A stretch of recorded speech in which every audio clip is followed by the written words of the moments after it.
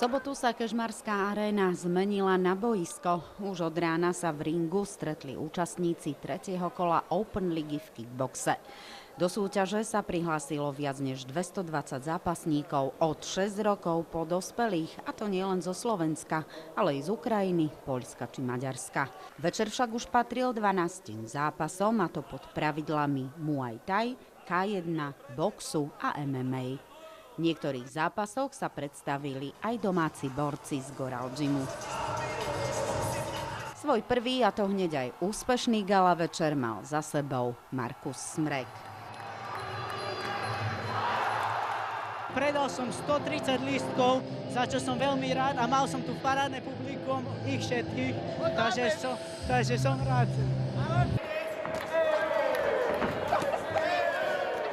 Víťazstvo na konto si tiež pripísala talentovaná strieborná medailistka zo Svetového pohára Ema Zacharová. Veľmi pekne ďakujem superke za zápas, že ho prijala, a pocity, výborné, keď som vyhrala.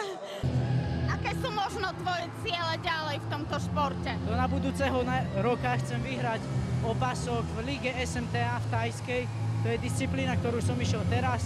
A hociaké kickboxové, teraz sa zameriavam na majstrovstvá Slovenska v kickboxe a budem rád, ak sa umiestnim na prvom mieste a stanem sa konečne majstrom Slovenska.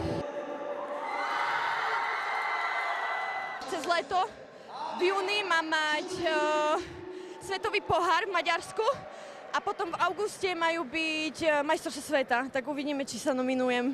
Po dlhšej pauze spôsobenej zranením sa opäť v celej svojej paráde blisol aj dvojnásobný majster sveta Jozef Kolodzej. Som strašne šťastný, že som to zvládol. Príprava bola strašne ťažká, asi moja z najťažších v mojej kariére, keďže fakt som kvázi išiel akéby od nuly.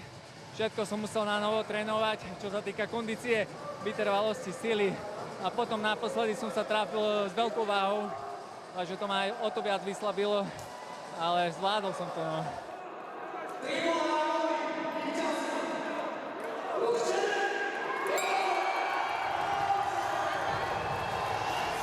Čo hovoríš na túto cenu? Tiež nie je ľahká.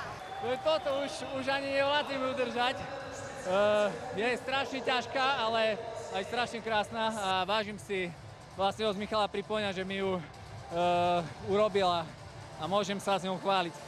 No cca také 3-4 kg to málo, aj viac možno, neviem, nevážil som to. Ako dlho ste to vyrábali? Toto v hlave to bolo dlhšie, ale asi necelý týždeň. Čo hovoríte možno na finálový zápas? Zaslúžil si to ten Jozef? Ja som veril, že ostane doma. Ešte čaká v najbližšej dobe.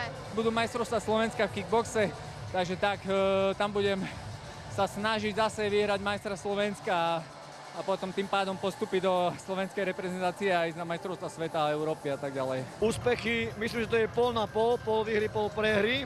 Ja osobne toto veľmi nehodnotím, hodnotím skôr tie ich výkony a to, či podali všetko, na čo majú, a som maximálne s tým spokojný. Každý vytiahol do seba to maximum, takže som naozaj spokojný s každým výkonom. Tak samozrejme, každý zabojoval, dal do toho veškeré srdce. Niekto nemal ešte toľko skúseností, takže každý sa musí vypracovať na nejakú tú úroveň a potom to pôjde lepšie. Ak by sme mali lajkom porovnať, s akými supermi sa dnes stretli?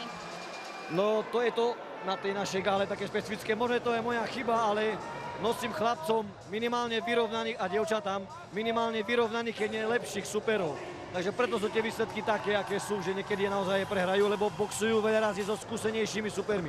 Ale napríklad taký Jančo Varhoľák mal o niekoľko viacej skúsenejšieho supera, majstra Európy v low kicku. Vyžiadal si to sám, že bola to pre neho výzva. Si sa dostal na kladačku, ale ustal celý zápas. Je to pre neho veľká skúsenosť, takže fakt, klobúk dolu pred nimi. Ak sme sa rozprávali pred knockoutom, hovoril si, že sa nedá spočítať, koľko sa dnes za celý deň odohralo zápasov. Vieš to možno v tejto chvíli zhodnotiť? Ešte nie, ale Slovenský zväz kickboxu robí štatistiky, takže počítam, že niekedy v priebehu najbližších dní to budem vedieť presne. A ako si bol spokojný s organizáciou? Dopadlo všetko tak, jak malo, alebo sa vyskytli nejaké chybičky? Bál som sa do poslednej chvíle, to fakt posledný týždeň človek ani nespí. ale ja som nadmieru spokojný, hlavne s tímom, ktorý máme v klube. Fakt tá partia ľudí, ktorá je, sú neskutoční. Kedykoľvek, kdekoľvek, fakt som im veľmi vďačný celému Goral Gymu, lebo vďaka ním to celé všetko fungovalo. Aj tá liga počas celého dňa, aj gala večer. Takže fakt vďaka partia, že ste tu so mnou.